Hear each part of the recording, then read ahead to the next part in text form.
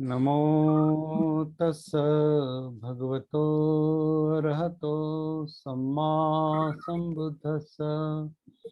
नमो तस् भगवतो अरहतो सम्मा संबुद्धस्स। नमो तस् भगवतो अरहतो सम्मा संबुद्धस्स। बुद्धं धम्मं संघं नमस्सामि।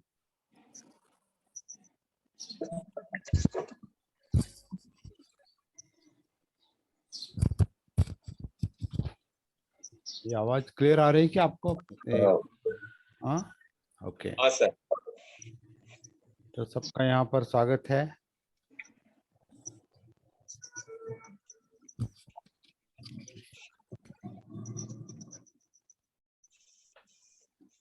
दो दिन हमने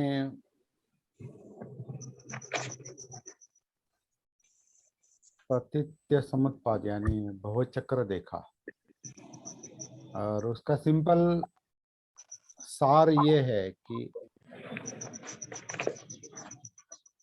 जिसे हम जीवन की मूल समस्या कहते हैं, जिंदगी की, जिंदापन की मूल समस्या कहते हैं, उसका मूल जो है, समस्या का मूल जो है, वो हम नहीं जानते, मतलब अविद्या है। ये सिंपल इसका सार है। अविद्या से यातनाएं दुख है, और दुख हमारे जीवन की समस्या है।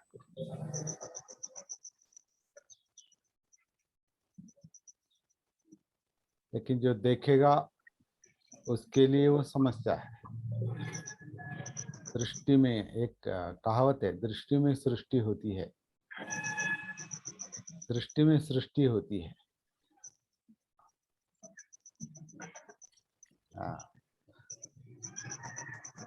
तो हम दृष्टि में केवल दुख दुख कह रहे हैं, तो केवल दुख है क्या? उतना ही देखेंगे तो उतना ही है। लेकिन बुद्ध ने केवल उतना नहीं देखा, दुख से मुक्ति भी देखी है। इससे, इस दुख से मुक्ति है, यातनाओं से मुक्ति है, ये भी सत्य उन्होंने देखा है, और वो सत्य बताया। बुद्ध ने दुख नहीं बताया। बुद्ध ने दुख से मुक्त कैसे हो सकते हैं, यातनाओं से मुक्त कैसे हो सकते हैं, ये बताया है। तो दृष्टि में सृष्टि है, तो दृष्टि कैसी है इस पर निर्भर है। दृष्टि अगर अधूरी है तो अधूरा दिखाई देगा। दृष्टि अगर मिथ्या है तो मिथ्या दिखाई देगा। दृष्टि अगर सम्यक है, सम्यक दिखाई देगा। है ना? हम जो लोग चश्मा पहनते हैं वो जानते हैं, एक तो दूर का दिखाई नहीं देता, नहीं तो नजदीक का दिखाई नहीं देता। तो उस तरीके के वो ग्लासेस लगाते हैं, और फिर दूर का दिखाई देता है, एडजस्ट होता है। हमारे जो लेंसेस है, आँखों के लेंसेस और कांच के लेंसेस एडजस्ट होते हैं। लेकिन वो ग्लास जब नहीं रहता तो विकृत दिखाई देता है।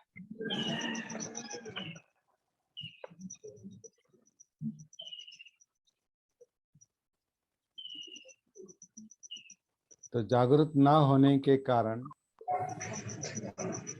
मन विकृत है, अधूरा देखता है, दिखाई नहीं देता।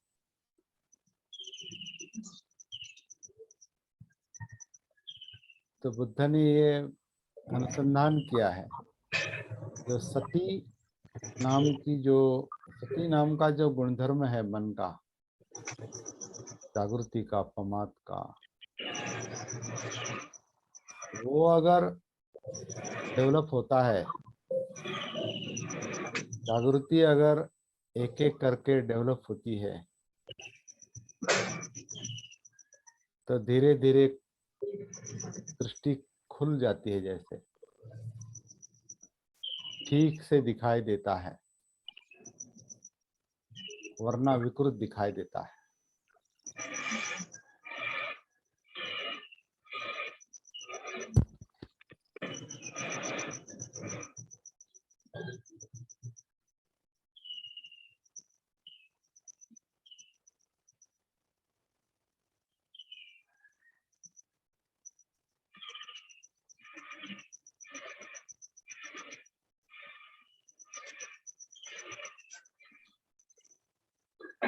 लेकिन जिस मन को विकृत दिखाई देता है, विकृत समझ में आता है, विकृति है, ठीक से समझ में नहीं आ रहा है, समझ समझ नहीं, जिस मन को समझ नहीं, जिस चित्त को समझ नहीं अपनी,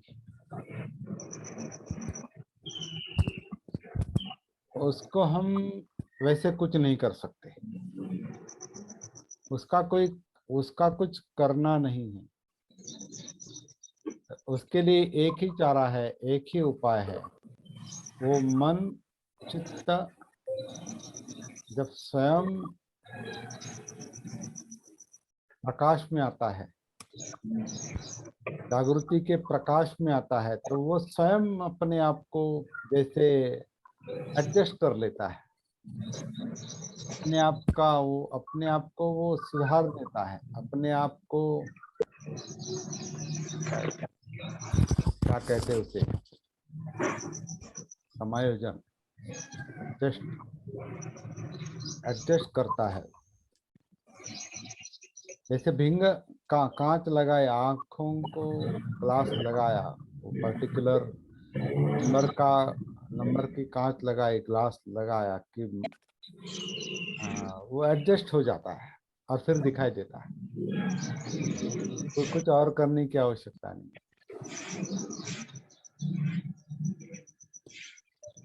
वहां हम कुछ करते नहीं। जो टेक्नोलॉजी है, और टेक्नोलॉजी ने आपके आंखों का नंबर फाइंड आउट किया है, ढूंढ निकाला है, आंखों में क्या फॉल्ट है, वो फॉल्ट निकलता है। उसको एडजस्ट करने के लिए फिर वो ग्लास लगाते हैं, कांच लगाते हैं, चश्मा लगाते हैं और दिखाई देता है क्लियर। तो इसी तरह से जागृति एक ग्लास की तरह भी है, प्रकाश भी है।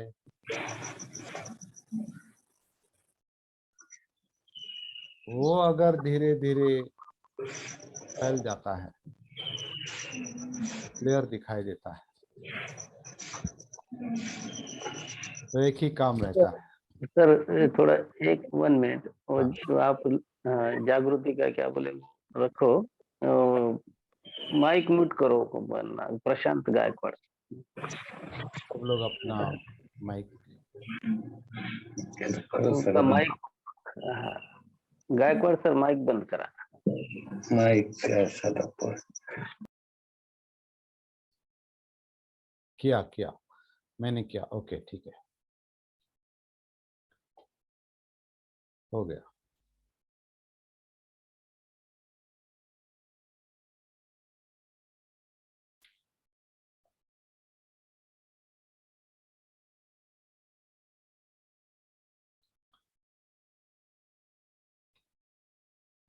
इस 10-15 सेकंड में हमारा मन शिफ्ट हो गया क्या दूसरी तरफ? जो जागृति का विषय चल रहा है और बीच में कुछ हो जाता है तो माइंड उस तरफ शिफ्ट होता है।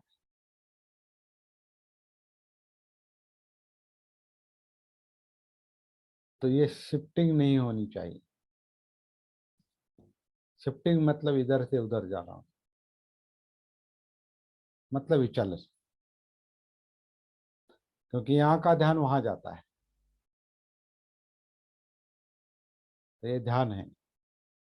और अगर अगर सती अंदर जिंदा है, सती का प्रकाश अगर जिंदा है,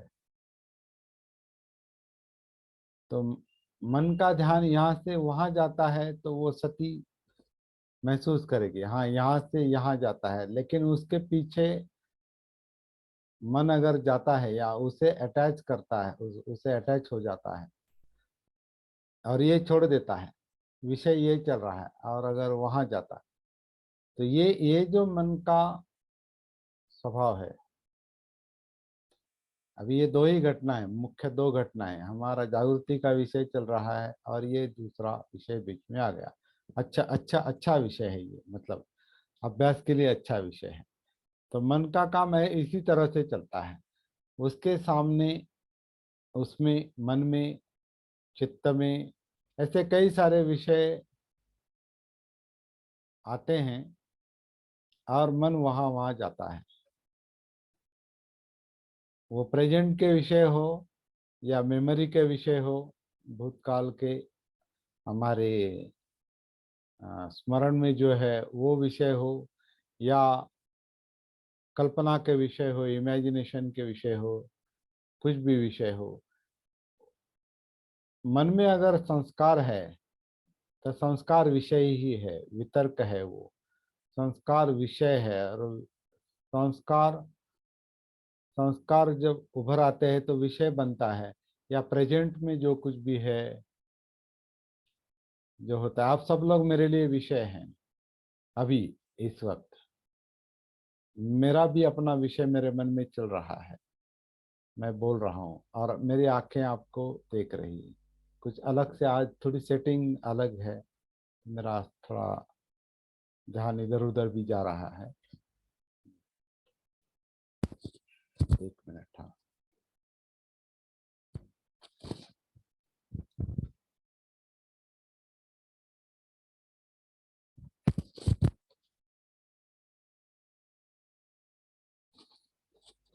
हम्म।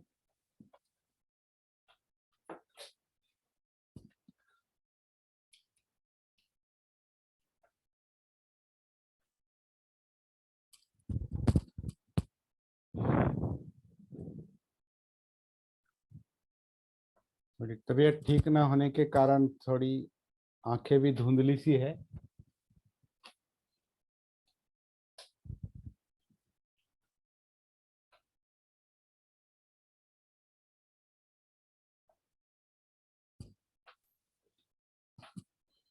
तो ये ऐसा है। तो हम प्रत्यय समुत्पाद, कार्य कारण भाव, भवचक्र हम कल देख रहे थे 2 दिन। बहुत इम्पोर्टेंट विषय है, लेकिन वो विषय भी ऐसा, शायद कुछ लोगों को लगा होगा कि हमारा मन कई विषयों में भटक गया, ठीक से समझ में नहीं आया। ऐसा भी हो सकता है और होगा ही, क्योंकि वो थोड़ा जटिल विषय है। लेकिन इसलिए हमने शुरू में एक बात कह दी है कि उसका सार इतना ही है कि हम नहीं जानते दुख क्यों निर्माण होता है, अविद्या से दुख की निर्मित है, इतना उसका सार है। हम नहीं जानते कि दुख क्यों निर्माण होता है। जब आत्मबोध होता है, जीवन का बोध होता है, मन चित्त जागृत होता है, तो अविद्या का रूपांतर विद्या में होता है। मतलब जो जानते नहीं वो जान जाते हैं, और जब जान जाते हैं तो समझ में आता है कि अज्ञान से दुख की निर्मित है। मतलब अज्ञान अविद्या समझने के लिए भी विद्या चाहिए। अविद्या में अविद्या समझ में नहीं आती, अजागृति में अविद्या समझ में नहीं आती। जागृति का जितना स्तर ऊंचा होता जाता है या गहरा होता जाता है या विशाल होता जाता है, उतना ये जीवन का स्वरूप समझ में आता है। और हमारा प्रयास इसके लिए है। तो प्रतीत्य समुत्पाद समझ में ना भी आए अभी, तो ज़्यादा चिंता करने की आवश्यकता नहीं, क्योंकि हमारे समझ में 100% तभी आ सकता है जब हम स्वयं बुद्ध की तरह संपूर्ण जागृति का अनुभव करेंगे, तभी सारी बातें जो है क्लियर समझ में आती है। और वो एक प्रोसेस है, जागृति की सर प्रक्रिया है। अविद्या अभी इतना तो समझ में आ गया कि जो अविद्या से ही सब कुछ है, सब जड़ अविद्या है। और अविद्या हेतु हेतु यथा धम्मा, हेतुवाद समझ में आया कि अविद्या से सारी चीज जुड़ी हुई है और सारी चीज वहीं से शुरू है। समझ में आया सर इतना हाँ, कि हर चीज हेतु पे जुड़ी हुई है, कि अविद्या से संस्कार पैदा, संस्कार से ये जो आपने, तो ये जो इतना समझ में आया कि सबकी जड़ अविद्या है, अविद्या से आ हटा दिया तो विद्या, और विद्या के बिना विद्या पैदा करने के लिए जागृति जरूरी है। ये इतना समझ में आया सर। तो ये विद्या जागृति कहाँ है, ये विषय है। ये विद्या या अविद्या, जागृति या अजागृति, वो कहाँ है? वो भवचक्र के चित्र में नहीं है, वो मन की अवस्था है, हमारी अवस्था है। हम अगर हमारी अपनी मन की चित्त की अविद्या जानते हैं अपनी अविद्या, तो हम अविद्या जानते हैं। हमारा मन जागृत हो रहा है, ये अगर हम जानते हैं, महसूस करते हैं, इसका बोध होता है, तो विद्या जागृति समझ में आई। सती अगर स्वयं अनुभव करते हैं तो सती समझ में आई। जैसे कि अभी हम आनापान सती आनापान सती आनापान सती कहते हैं, क्या इस वक्त में चल रहा, इस समय चल रहा आन और अपान हम इस वर्तमान में चल रहा आन और अपान सती से महसूस कर रहे हैं क्या? तो ये आनापान सती है। अगर नहीं महसूस कर रहे हैं तो आनापान सती नहीं, वो आनापान चल रहा है लेकिन सती नहीं। तो सती कोई शब्द नहीं, सती कोई विषय नहीं, मन का विषय नहीं, विचार नहीं है, वो अनुभव है, और वो इस वर्तमान में है। वो इसी तरह से ये विद्या विद्या जो बात जो जो शब्द हम इस्तेमाल करते हैं, उस शब्दों के पीछे उसका अर्थ है। जैसे आंखें यहाँ देखती है लेकिन प्रतिमा अंदर है, तो दिखाई देना चक्षु विज्ञान अंदर है, विषय बाहर है। चक्षु यहाँ है, विषय बाहर है, चक्षु विज्ञान अंदर है। मनोविज्ञान में उसका बोध है, और वो बोध मन कितना जागृत है, कितना सती में है, वो बोध उसके आधार से होगा, वरना केवल शब्द रह जाते हैं। तो शब्द प्रॉब्लम बनते हैं, कभी ज्ञान प्रॉब्लम बनता है। इसलिए मैं अभी बहुत बार कह चुका हूं कि आज के युग में लोग दो विषयों में ज्यादा अटके हैं। जो बुद्ध के समय कम था थोड़ा, इसलिए बहुत जल्दी प्राप्ति होती थी। आज के युग में, मॉडर्न एज में, दो विषयों में, बुद्ध धम्म से संबंधित दो विषयों में लोग ज्यादा अटके हैं, मतलब हमारा मन अटका है। एक तो ज्ञान में अटका है और ध्यान में अटका है। दो प्रॉब्लम है, क्योंकि जितना ज्ञान बढ़ गया है टेक्नोलॉजी के कारण, विषयों के कारण, उतना ध्यान भी बढ़ गया है, मन भी बढ़ गया है। तो ध्यान और ज्ञान दोनों में भटक गए हैं। और अंतर ध्यान, अंदर अगर ध्यान लगाते हैं तो वो भी एक अति अंतर्मुखता का प्रॉब्लम हो गया है। अति बहिर्मुखता और अति अंतर्मुखता ये भी प्रॉब्लम है। एक तो मन बाहर भटक रहा है, बाहर तो कुछ नहीं, सब अंदर ही है, लेकिन बाहर के विषयों में अंदर मन भटक रहा है। और क्यों मन भटक रहा है इसकी खोज में उसको और अति अंतर्मुख बनाया जाता है, हिप्नोटाइज किया जाता है। तो अति ध्यान की अवस्था हिप्नोटिज्म की अवस्था है, उसमें कुछ समझ में नहीं आता, लेकिन एक तरफ मन जाता है तो ऐसा लगता है कि शांत है। तो ये दो प्रॉब्लम है, अति अंतर्मुखता, अति बहिर्मुखता। और बुद्ध का मार्ग जो है वो, सती का मार्ग जो है वो मध्यम मार्ग है। और जैसे हमने वो देखा है कि दहलीज पर खड़े होने जैसा है। सती दहलीज पर होती है, जागृति अंबरठा दहलीज पर खड़ी होती है, वो अंदर भी देखती है बाहर भी देखती है, मतलब अंदर ही अंदर, अंदर बाहर देखती है।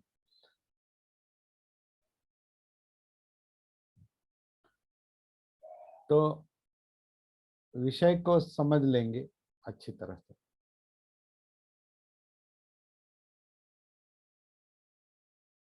ज्ञान, ज्ञान जो है, ज्ञान जिसे हम ज्ञान कहते हैं, वो ज्ञानेंद्रियों का काम है। ज्ञान ज्ञानेंद्रियों का काम है, मतलब आंख, कान, नाक, जीभ, त्वचा, और उसके अनुसार चल रहा मनोविज्ञान, मतलब विचार प्रक्रिया। आंख, कान, नाक, जीभ, त्वचा, 5 इंद्रिय और उसके विषय और उसकी जानकारी, उसका इन विज्ञान, विज्ञान विज्ञान, चक्षु विज्ञान, श्रोत्र विज्ञान, घ्राण, जिह्वा, काया विज्ञान, और इसके आधार पर उसका जो, उसे समझ लेने की जो मन प्रयास करता है समझ लेने का, वो मनोविज्ञान है। और वो अगर विकृत है तो ज्ञान विकृत हो जाता है। और उसमें जो, उससे जो तकलीफ होती है, तो कुछ लोगों ने ध्यान के, मतलब कुछ, मतलब मन खोजता है, इसलिए ध्यान का भी अलग, ध्यानों का वैसे ही मन ध्यानों में है तो अलग ध्यान खोज लिए है। अगर इन ध्यानों में अगर मन भटकता है, विषयों में अगर मन भटकता है, तो इसे दूसरे विषय में लगा दो। तो वो ध्यान का भी अनुसंधान मनुष्य ने किया है, तो उसमें अपना मन लगाता है, लेकिन ऐसे प्रॉब्लम सॉल्व नहीं होता। ये बुद्ध का सिद्धार्थ गौतम का नाम इसलिए लेते हैं क्योंकि बुद्ध बनने के पहले उनका अनुसंधान जारी था।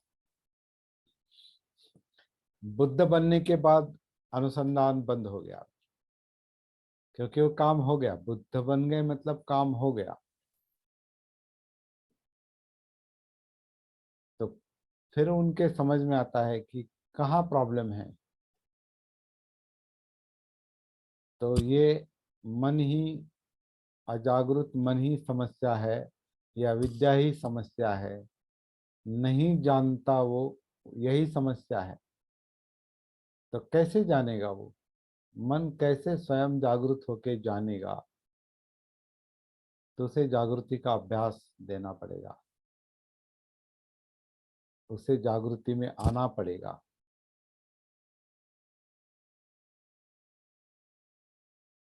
तो फिर उनका अनुसंधान है, तो मन को कैसे जागृत किया जा सकता है। तो जहाँ मन है वहाँ पहुँच गए, इस काया में। तो कायानुसति में उतर के वो सब अनुसंधान हुआ है। तो काया में कैसे उतरेंगे, यही पहला मुख्य काम है।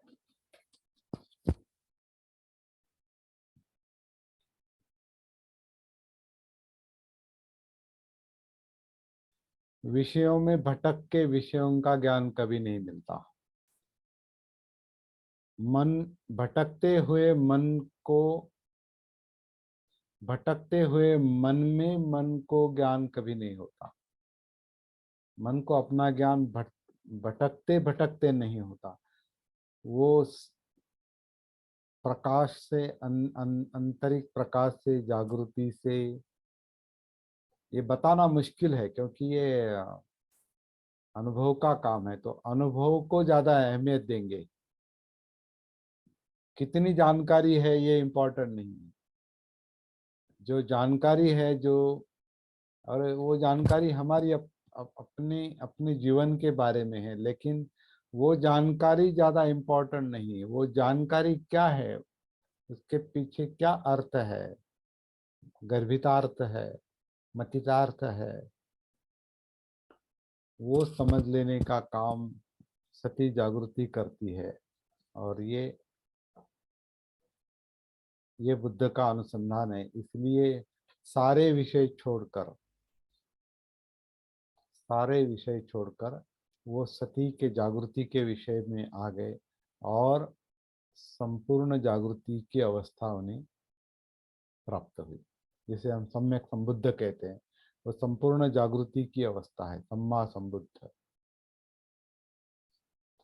तो एक ही विषय रह जाता है सती का।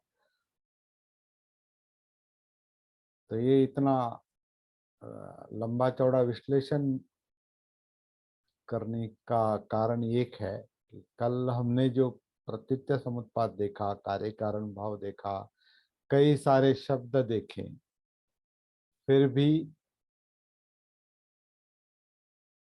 वो प्रतीत्य समुत्पाद भवचक्र क्या बता रहा है, क्या कह रहा है, ये समझ में नहीं आता, नहीं आएगा एकदम। वो समझने का एक ही तरीका है, अपने खुद का भवचक्र ढूंढना पड़ेगा, अपने खुद का जीवन चक्र समझना पड़ेगा, अपने खुद की अविद्या समझनी पड़ेगी, खुद, सब खुद का। और वही हम कर रहे हैं। जैसे हम काया में उतर रहे हैं, तो हम दूसरे की काया में उतर रहे हैं क्या? नहीं, अपनी काया में उतर रहे हैं, अपनी काया में उतर रहे हैं। ये काया, ये काया पर्सनल नहीं है, लेकिन व्यवहार में इसे हम मैं मेरी कहते हैं, लेकिन ये पर्सनल नहीं, क्योंकि हमने निर्माण नहीं किया है। ये निसर्ग है, प्रकृति है। और सती भी प्राकृतिक है, नैसर्गिक है। तो इस नैसर्गिक जीवन को नैसर्गिक रूप से, नैसर्गिक साधन के आधार से हम देखने की कोशिश करें, तो इस काया में हम स्वयं सती के आधार से उतर रहे हैं। यही चल रहा है हमारा आज। आज कितना, 28वां दिन है, 28वां है ना।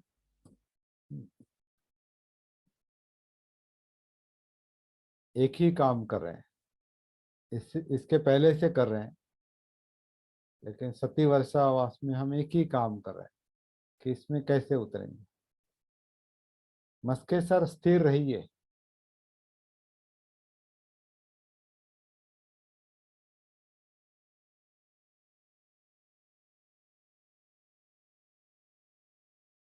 एक ही काम कर रहे हैं, इस काया में उतर रहे हैं। आप अपनी काया में उतर रहे हैं। अगर नहीं उतर रहे हैं तो वो सती नहीं।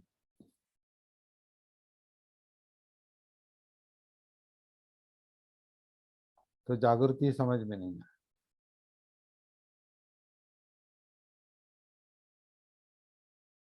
तो विषय समझ में नहीं आएगा।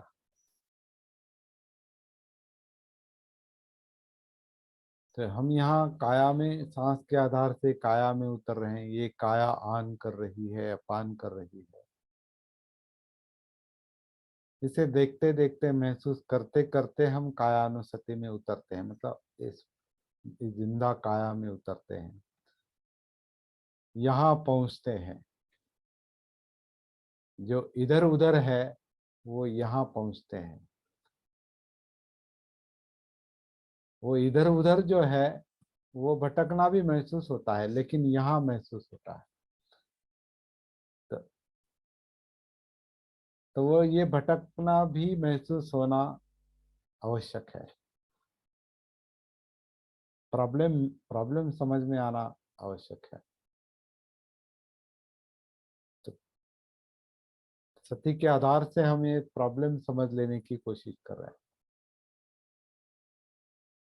मतलब हम वही वही जो कल परसों देखा वही अनुभव करने की कोशिश कर रहे हैं, अलग अलग शब्दों में अगर बताया जाए।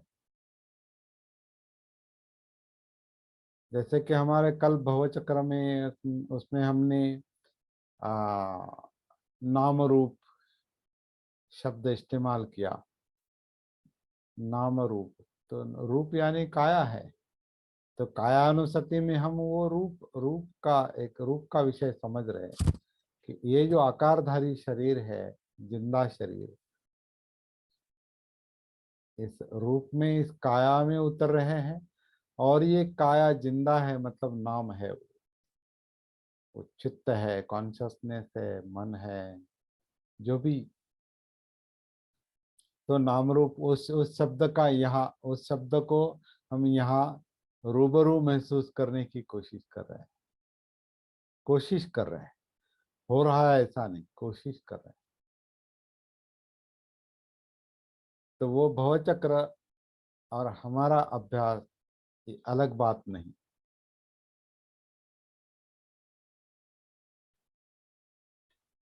लेकिन एक एक करके ही समझ सकते हैं। आज सुबह मेरे मन में एक तुलना आई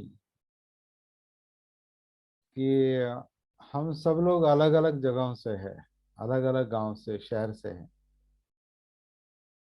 है ना। कोई झांसी से है, कोई दिल्ली से है, कोई बीड़ से है, कोई हैदराबाद से है, कोई लोनी से है, कोई आगरा से है, कोई बीड़ से है, कोई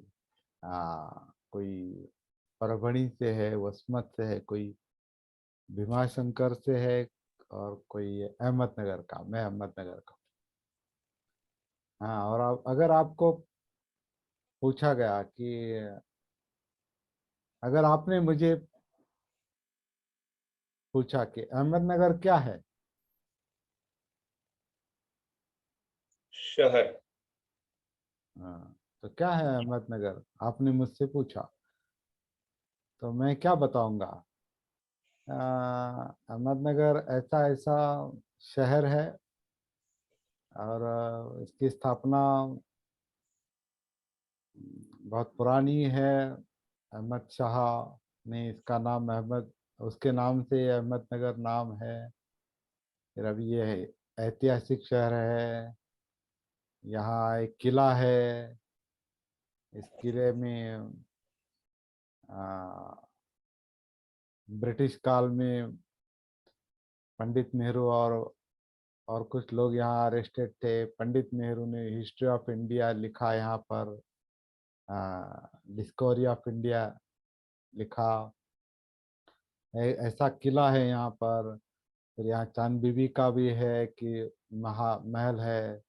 औरंगजेब की औरंगजेब यहाँ, उनका इंतकाल यहाँ पर हुआ, तो वो भी एक आलमगीर नाम का स्थल है।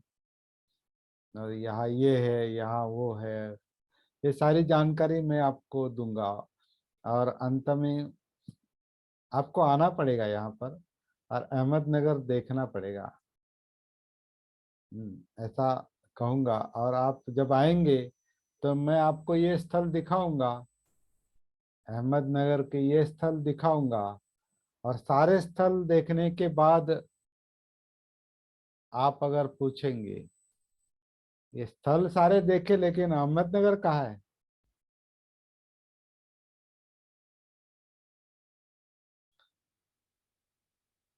तो अहमदनगर नाम का कुछ नहीं। जैसे नागसेना और मिलिंद का सवाल है, नागसेन नाम का कुछ नहीं, रथ नाम का कुछ नहीं, अहमदनगर नाम का कुछ नहीं, झांसी नाम का कुछ नहीं, दिल्ली नाम का कुछ नहीं। वो केवल एक संज्ञा है, वो कहने के लिए है, वो आइडेंटिफिकेशन के लिए है, जानकारी के लिए है।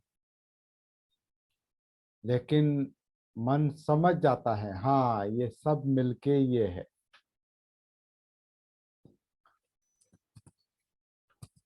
तो इसी तरह से ये हम अनुसंधान जो अपने आप का कर रहे हैं, ये क्या है, क्या प्रॉब्लम क्या है,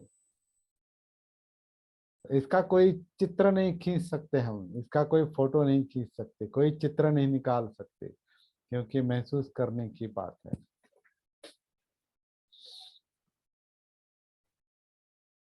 जैसे शहर का कोई चित्र नहीं खींचा जा सकता, वो टेम्पररी जियोग्राफिकल वो नक्शा देखने के लिए वो किया जाता है, लेकिन एग्जैक्टली वही अहमदनगर है ये नहीं कह सकते, एग्जैक्टली वही दिल्ली है, झांसी है, ये है वो है।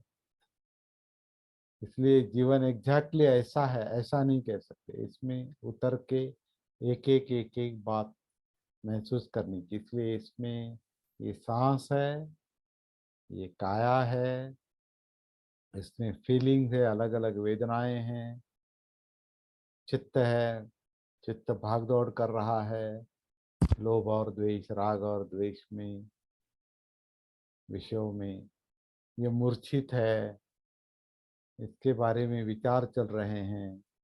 बाहर से इंद्रियों का, ज्ञानेंद्रियों का ज्ञान का इनपुट है, मनोविज्ञान काम करता है, चित्त के कारण विचलित होता है, सुख दुख उसके परिणाम है, ये सब काया में है। ये एक एक करके जब महसूस होता है तो ये जीवन समझ में आता है, तो ये चक्र समझ में आता है। तो ये हमारा काम है। तो है बहुत जटिल गुत्थी है, लेकिन ये गुत्थी धीरे धीरे सुलझ जाती है, सुलझ जाएगी, उलझन सुलझ जाएगी। और ये उलझन क्यों है? क्योंकि इसका स्वरूप ही ऐसा है, जीवन का स्वरूप ही ऐसा है, ये गति है, ये सब गति है। चक्र है मतलब गति है, इसे भव चक्र का, चक्र यानी गति है, चक्र घूमता है, इसलिए घूमते हुए चक्र को आप देख नहीं सकते कहाँ क्या है, क्योंकि वो घूम रहा है। घूमते हुए चक्र का अगर रुकता है तो वो चक्र नहीं रहता, वो एक वस्तु बन जाती है, एक चित्र बन जाता है। जैसा काया में परिवर्तन चल रहे हैं तो देख नहीं सकते, देख नहीं सकते, अनवरत चल रहे हैं वो केवल महसूस कर सकते हैं, वो गति महसूस कर सकते हैं। गाड़ी में बैठे हैं और गाड़ी चल रही है, तेज दौड़ रही है, तो गाड़ी की गति को आप केवल महसूस कर सकते हैं, ये बता नहीं सकते कि इसकी गति मतलब क्या है। इस तरह से ये ये अविद्या क्यों है?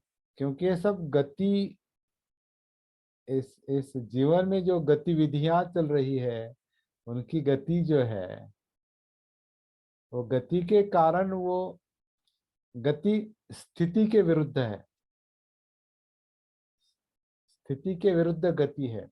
स्थिति पर आप ध्यान दे सकते हैं, गति को महसूस कर सकते हैं। तो गति और सति मतलब आ, स्थित ध्यान और सति, ये ये दो अलग कार्य है मन के। तो मन ध्यान भी करता है, ध्यान भी देता है, और भान भी रखता है, रख सकता है। तो सती और गति, तो बुद्ध के समझ में जो बात आई है वो सती की है। तो सती से गति में उतरकर, गति के साथ एक रूप होकर, श्रोतापन्न मतलब क्या है, उस गति में उतर रहे हैं, सांस की गति में उतर रहे हैं, काया की गति में उतर रहे हैं, वेदनाएं, चित्त, विचार प्रक्रिया, मनोधर्म और सब। तो इसमें इसमें एक एक करके इस तरह से उतर रहे हैं कि उससे एक रूप हो रहे हैं, उसमें एक रूप हो रहे हैं। तो जैसे कुछ लोग जानते हैं कि इस सती साधना को हम 3 लेवल में जो महसूस करने की कोशिश कर रहे हैं, वो फिक्स लेवल नहीं है, फिक्स स्तर नहीं है। वो भी अनुभव करने की बात है कि इस सती साधना को, जागृति को हम 3 लेवल में महसूस करेंगे। पहले लेवल में हम इस सांस के आधार से, आन और अपान के आधार से जो काया करता है, जो काया आन करता है, अपान करता है, आन करता है, अपान करता है, वर्तमान में, अभी इस क्षण में, इसकी गति में सती उतर जब उतरती है, सती उसमें घुल मिल जाती है। और जिस वक्त अपान है तो अभी अपान महसूस कर रही है, आन है तब आन महसूस कर रही है, अपान है तो अपान महसूस कर रही है, आन है तब आन अपान, आन आन है तो आन महसूस हो रहा है। काया जब आन करती है तो काया आन महसूस हो रहा है सती के कारण, काया अपान कर रही है तो सती के कारण महसूस हो रहा है अपान हो। मतलब, और वो फिक्स बात नहीं है, क्योंकि काया आन अपान कहते कहते आनापान निकल जाता है, क्योंकि वो स्थिर विषय नहीं है, वो गति है। तो अगर कोई सवाल पूछेगा कि कहाँ है आन और कहाँ है अपान, तो वो शहर की तरह है जो हमने अभी देखा। शहर नाम की कोई चीज नहीं है, वैसे आन अपान नाम की कोई चीज नहीं है, क्योंकि वो गति है और वो बदलती हुई गति है,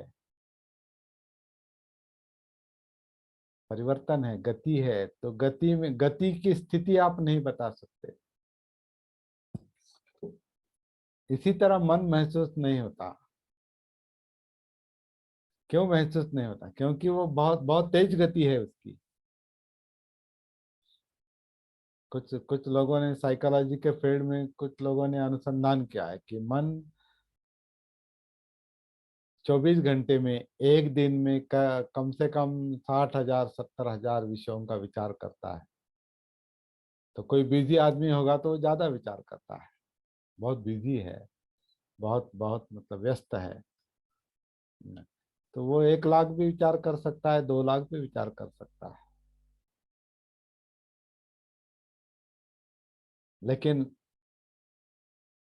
ऑन एन एवरेज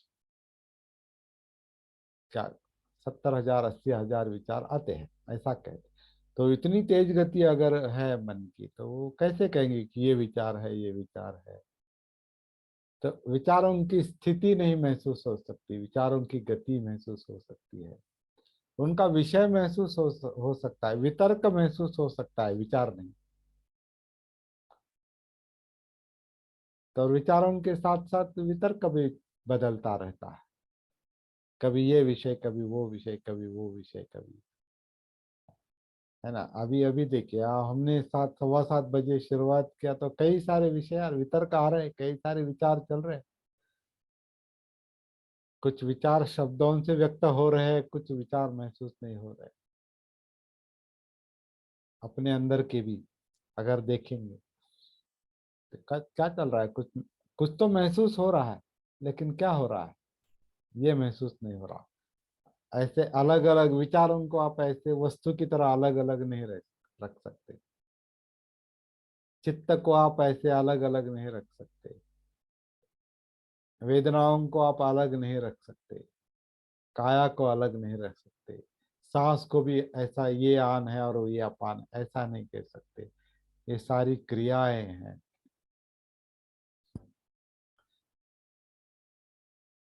जैसे रक्ताभिसरण चल रहा है, तो रक्ताभिसरण में दिखा नहीं सकते, क्योंकि वो सर्कुलेशन है। खून जो है वो घूम घूम रहा है, मतलब अंदर।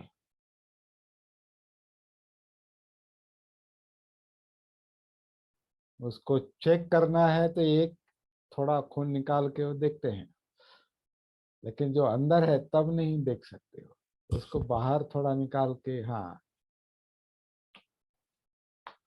ऐसा ऐसा है, इसमें इतने आपके इतने LBC है और WBC क्या कहते हैं, इतनी लाल पेशियां इतनी है और सफेद इतनी है, और ये ऐसा है। वो साइंस साइंस पैथोलॉजी के वो लोग ढूंढ निकाल, लेकिन अंदर क्यों नहीं ढूंढते? अंदर ढूंढना क्योंकि वो गति में है, इसलिए ऐसा कोई, इसलिए मन को ढूंढने का कोई मशीन नहीं मिला है अभी। क्योंकि वो एब्स्ट्रैक्ट है, एब्स्ट्रैक्ट है वो।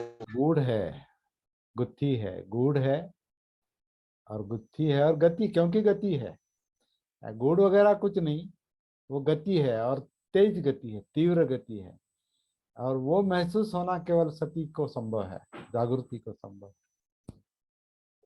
और वो भी अपना अपना अपने आप को स्वयं स्वयं का अत्त अत्त दीप भव, मतलब अपने आप को वो प्रकाशित करके या अपने आप को वो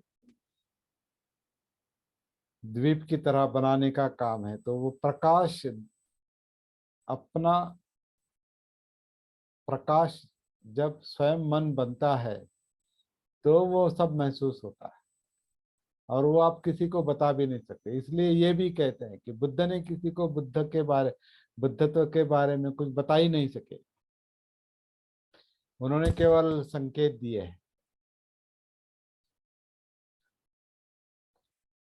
फिंगर पॉइंटिंग टुवर्ड्स मून, जैसे हम कहते हैं ना कि चांद की तरफ जो उंगली दिखाई जाती है, तो चांद चांद की तरफ उंगली है वो शब्द, यानी सती शब्द में सती नहीं, काया शब्द में काया नहीं, वेदनाओं में वेदना नहीं, वेदना शब्द में वेदना नहीं, चित्त शब्द में चित्त नहीं, विचार में मनोधम्म शब्द में मनोधम्म नहीं, धम्म नहीं, धम्म शब्द में धम्म नहीं। तो ये सारे अनुभव की बातें हैं, अनुभूति की बात है, और इन्हें अनुभव करने के लिए उनमें उतरना पड़ेगा।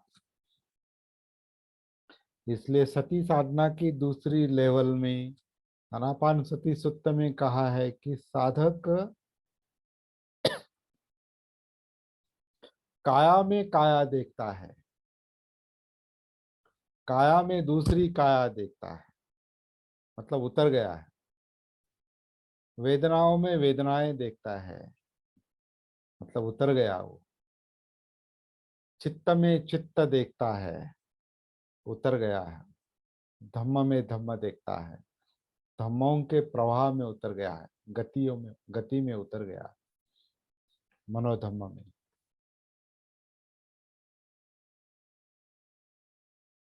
आंखों में अगर सती उतरती है तो आंखें जो जो करती है, जो जो होता है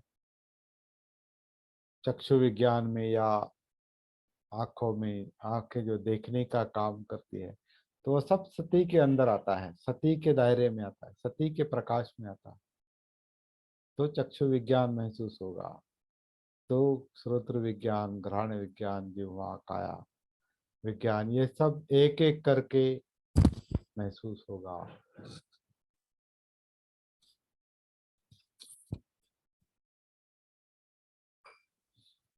पहले काया में उतरना पड़ेगा।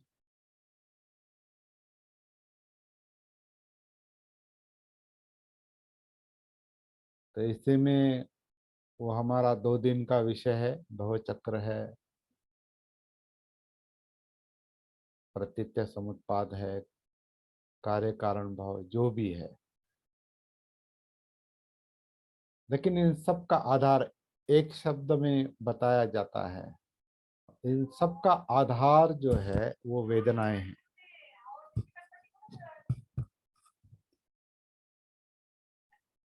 वेदनाएं, फीलिंग्स।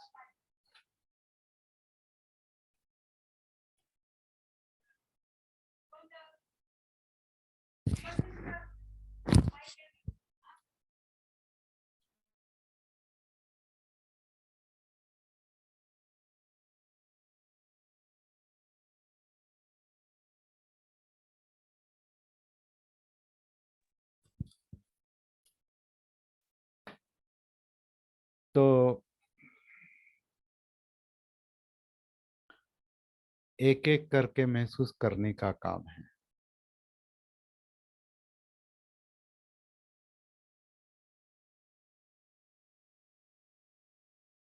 वेदनाएं महसूस करने का आधार है फीलिंग।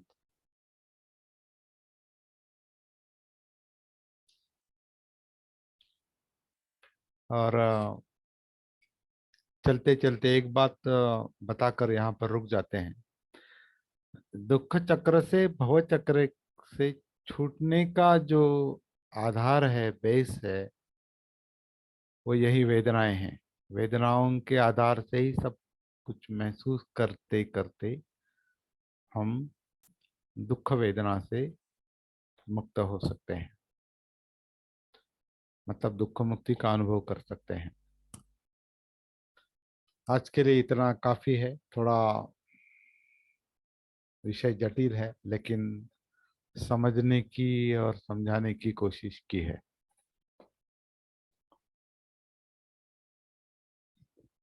यहाँ पर रुकते हैं।